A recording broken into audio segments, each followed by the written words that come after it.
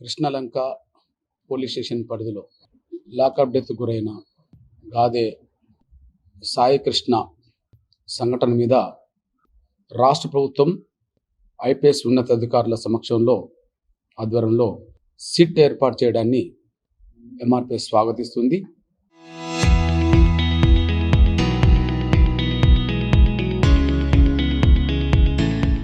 ఆ విచారణ వేగవంతం కావాలని, విచారణ పరిధిలోకి పేరుపోగు క్రాంతి కుమార్ కేసును కూడా తీసుకురావాలని చెప్పి నేను రాష్ట్ర ప్రభుత్వాన్ని డిమాండ్ చేస్తున్నా. ఇక్కడ లాకప్ డెత్ గురైన సాయి కృష్ణ తల్లి బాధను అందరం అర్థం చేసుకోవాలి. నిజంగా ఆమె బాధ వర్ణనాతీతమే. కారణం ఏంటంటే రెండు రకాలుగా. ఏ తల్లి అయినా తన బిడ్డలు ప్రయోజకులు కావాలని కోరుకుంటుంది, గొప్ప ఎదగాలని కోరుకుంటుంది. కానీ చిన్న వయసులోనే సాయి కృష్ణ మీద పలు కేసులు పడడం ఏ తల్లి అట్లాంటి కేసులు కొడుకుల మీద ఉండాలని కోరుకోదు, ఏ తల్లి ప్రోత్సహించదు. వివిధ సందర్భాల్లో కేసులలో ఉండి జైలు పాలవుతున్న ప్రతి సందర్భంలో తల్లిగా గాదే విజయలక్ష్మి గారి ఆవేదన అది గుండె పగిలేంత ఆవేదనే ఉంటుంది. అది అందరికి చెప్పుకోకపోవచ్చు. కానీ ఇప్పుడు మరొక బాధ,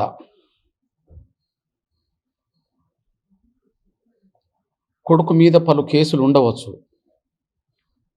కానీ కేసు విచారణ పరిధిలో తీసుకెళ్ళి లాకప్ డెత్కు గురి చేసిన తర్వాత దాదాపు నెల రోజులు గడుస్తున్న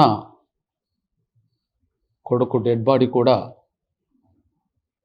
చూడలేని పరిస్థితిలో నా కొడుకును చంపి ఉండవచ్చు, నా కొడుకుని ఎక్కడన్నా కాల్చే ఉన్నా కాలవచ్చు, కనీసం బూడిదన్న పంపండి అని చెప్పి ఆ తల్లి మీడియాలో కోరుతున్నదే ఎవరికైనా అది కూడా ఒక వర్ణనాతీతమే. సాయి కృష్ణ కొన్ని కేసుల్లో ఇరకడం తల్లికి బాధే. సాయి కృష్ణ లాకప్ డెత్ గురై కనీసం డెడ్ బాడీ కూడా తల్లి చూడకపోవడం కూడా, కనీసం మీడియా ద్వారా నా కొడుకును ఏదన్నా చేస్తే డెడ్ బాడీ అని అప్పచెప్పండి, ఒకవేళ కాల్ చేస్తే బూడిదని అప్పచెప్పండి అనే మాట అంటున్నదంటే నిజంగా ఏ తల్లికి ఇట్లాంటి బాధ రావద్దు, ఏ తల్లి ఇట్లాంటి క్షోభకు గురి కావద్దు. ముందుగా నేను ఆ భావనతో ఉన్నా. అయితే ఖచ్చితంగా ఇందులో దోషి ఖచ్చితంగా సిఐ నాగరాజులో రౌడీలను అరికట్టమనే పేరుతో ఆ స్టేషన్ పరిధిలో ఆయనే పెద్ద రౌడీజం చేశాడు. కొంతమందికి సమాజంలో చూస్తే ఆయన రౌడీలకు సింహస్వప్నం అని అనిపించుకునేంత ప్రచారం పొందాడు.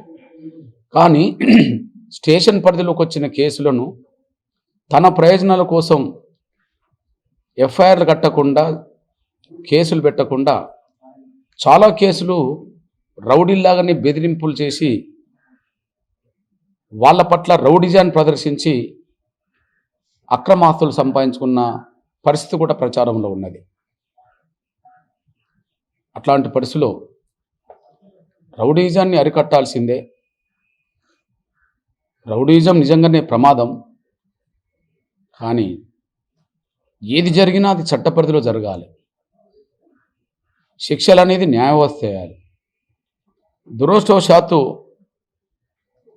మన కేసుల విచారణ జాప్యం జరగడం, నెలలు, సంవత్సరాలు, దశాబ్దాలు పట్టడం కూడా కేసుల విచారణ జరుగుతుంది.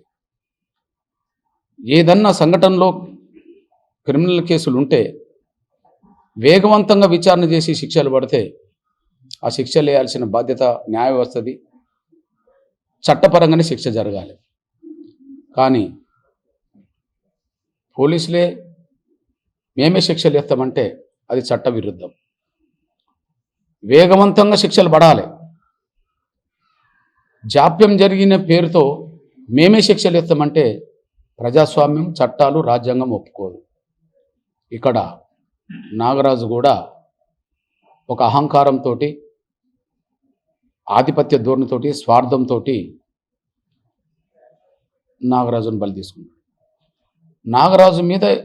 నాగరాజు బలి తీసుకున్నాడు సాయికృష్ణ మీద ఇంకేమన్నా కేసులుంటే ఆ కేసులను దృష్టిలో పెట్టుకొని మళ్ళీ కోర్టులోకి హాజరుపడితే జైల్లో ఉండేవాడు.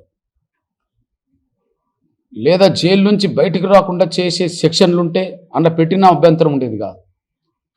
కానీ ఆయనను కొట్టి చంపడం, చంపిన డెడ్ బాడీ కూడా లేకుండా చేయడం, కనీసం తల్లి బూడిదనన్న దెమ్మన్న కూడా అందుబాటులో ఇప్పటికీ పెట్టకపోవడం చూస్తే నాగరాజు ఏ స్థాయిలో రౌడిజాన్ని ప్రదర్శించాడో. ఇప్పటి వరకు లాకప్ డెత్తులు చాలా జరిగినాయి. కానీ ఎక్కడ లాకప్ డెత్ జరిగినా కనీసం ఆ రోజు డెడ్ బాడీ, 2 రోజులు డెడ్ బాడీ కనిపించేది, జరిగిపోయేది. కానీ ఇక్కడ డెడ్ బాడీ లేకుండా పోవడం, 4 రోజులు గడుస్తున్నా కూడా ఎక్కడ ఆ డెడ్ బాడీని వేశారో, ఎక్కడ తగలబెట్టారో అనేది కూడా ఇప్పటివరకు బయటికి రాకపోవడం చూస్తే, అంటే రౌడీజాన్ని అరికట్టే పేరుతో నాగరాజు ఏ స్థాయిలో రౌడీజానికి పాల్పడ్డాడో ఇది ఒక సాక్ష్యంగా కనిపిస్తుంది. ఇది పక్కా పోలీస్ యంత్రాంగంలో ఉండబడే ఒక నాగరాజుకు ఇది వర్తిస్తుంది. నేను పోలీస్ యంత్రాంగాన్ని విజ్ఞప్తి చేస్తున్నా, మీరు రౌడీజాన్ని అరికట్టాలి, చట్టపరంగా మీరు అరికట్టండి, కఠిన శిక్షలు పడే విధంగా చట్టపరమైన చర్యలు తీసుకోండి. కానీ మీ చేతిలోనే చట్టం ఉండే విధంగా, మీరే చట్టం అనే విధంగా, మీరు వేసిన శిక్షలే ఫైనల్ అయ్యే విధంగా ఎక్కడ వ్యవహరించరాదని. అట్లా వ్యవహరిస్తే ఇప్పుడు రౌడీజానికే నేనే గొప్ప రౌడీని అని చెప్పుకునే నాగరాజు ఇప్పుడు ఎక్కడున్నాడో, భవిష్యత్తులో అట్లాంటి ప్రవర్తన కలిగి ఉన్న ఏ పోలీసులైనా అక్కడనే ఉండాల్సి వస్తుంది అనే విషయం కూడా మర్చిపోవద్దని కూడా గుర్తు చేస్తున్నాను. ఇకపోతే నేను ఈ విషయంలో వాస్తవానికి ఏ ప్రభుత్వంలోనైనా సరే పోలీసులు తప్పులు చేస్తే, ఏ ప్రభుత్వంలోనైనా సరే పోలీసులు చట్టవిరుద్ధంగా ప్రవర్తిస్తే, పోలీసులే చట్టం అన్నట్టుగా ప్రవర్తిస్తే ఆ పేరు సహజంగా ప్రభుత్వాల మీదకి వస్తాయి. పోలీసులు చేసే మంచి చేసినా అది ప్రభుత్వానికి వస్తుంది.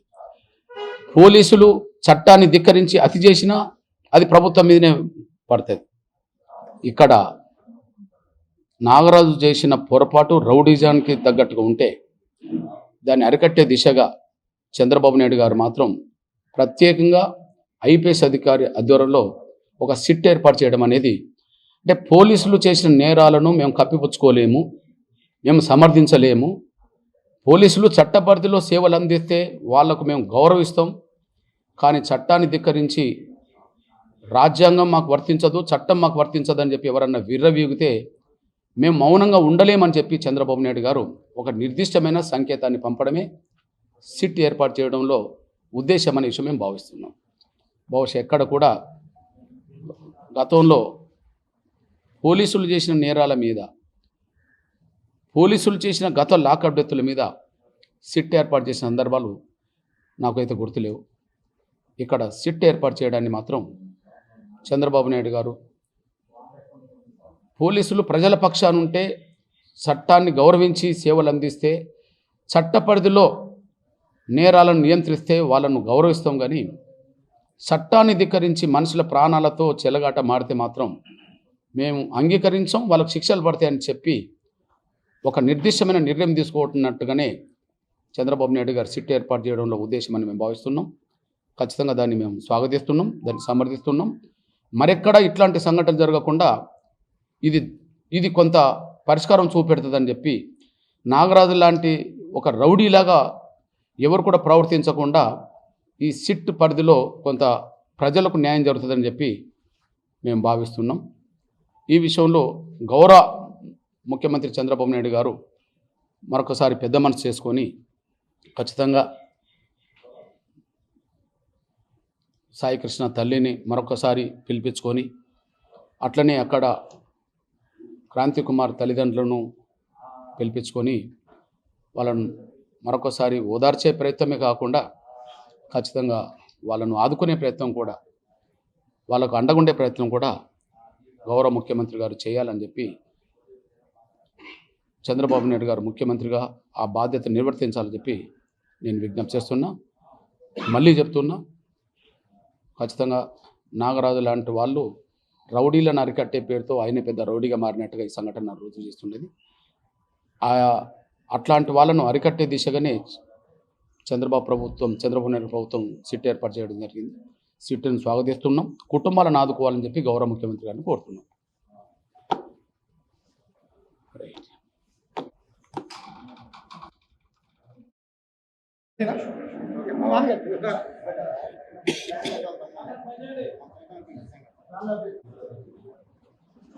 ముఖ్యంగా నేను గాదే విజయలక్ష్మి గారి తమ్ముడిని, గాదే సాయికృష్ణ గారి మేనమామని. ముఖ్యంగా మా కోసం ఉద్యమాల ముద్దుబిడ్డ మందకృష్ణ మాదిక్ గారు మా ఇంటికి రావడం జరిగింది. మేము ముందే చెప్పాం, ఈ రాష్ట్రంలో ఏ కులమైనా ఏ మతమైనా ఎవరికన్నా అన్యాయం జరిగితే గొంతెత్తి నేనున్నాననే వ్యక్తి మందకృష్ణ మాదిక్ గారని మేము ముందు నుంచి చెప్తానే ఉన్నాం. కులాలకి మతాలకి అతీతంగా మా కోసం మా ఇంట్లో ఒక సోదరుడిలాగా మమ్మల్ని ప్రేమగా పలకరించడానికి వచ్చిన మా కృష్ణ మాదిక్ గారికి, వారికి ఈ రాష్ట్రంలో ఏ తల్లికి అన్యాయం జరిగినా ఇలాగే ప్రశ్నిస్తానికి వస్తారని అనుకున్నాం. అలాగే ఈ రోజున మా ముందుకి రావడం జరిగింది. ఆయనకి మేము ఆజన్మాంతం రుణపడి ఉంటామని మీడియా ముఖంగా తెలియజేస్తున్నాం. గాదే విజయలక్ష్మి గారికి, క్రాంతి కుమార్ గారి తల్లిదండ్రులకి జరిగిన అన్యాయం ఇక మీదట ఏ గవర్నమెంట్లో జరగకూడదు. ఒకవేళ జరిగిన ఎడల కృష్ణమాదిక్ గారిని వెంట పెట్టుకొని ఉద్యమాల బాట పడతామని మీడియా ముఖంగా తెలియజేయడం అనేది.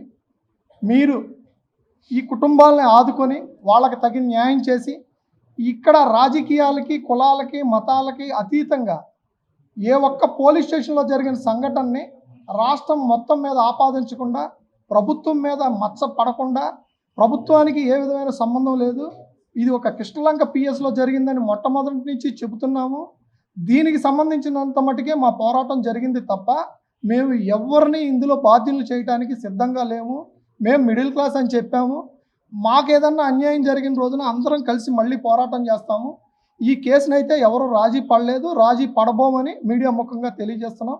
ముఖ్యంగా కృష్ణమాదిక్ గారికి తెలియజేయదేమనగా, అన్నయ్య మనందరం ఒక తల్లి బిడ్డల్లాగా కలిసి ప్రయాణం చేస్తాం. ఎవరైనా సరే ఈ రాష్ట్రంలో అన్యాయం జరిగితే గొంతెత్తే గొంతుకు ముందు మీదై ఉండాలి. మీ వెనక మేము తమ్ముళ్ళలాగా కలిసి వస్తామని మీడియా ముఖంగా తెలియజేస్తూ సెలవు తీసుకుంటాం.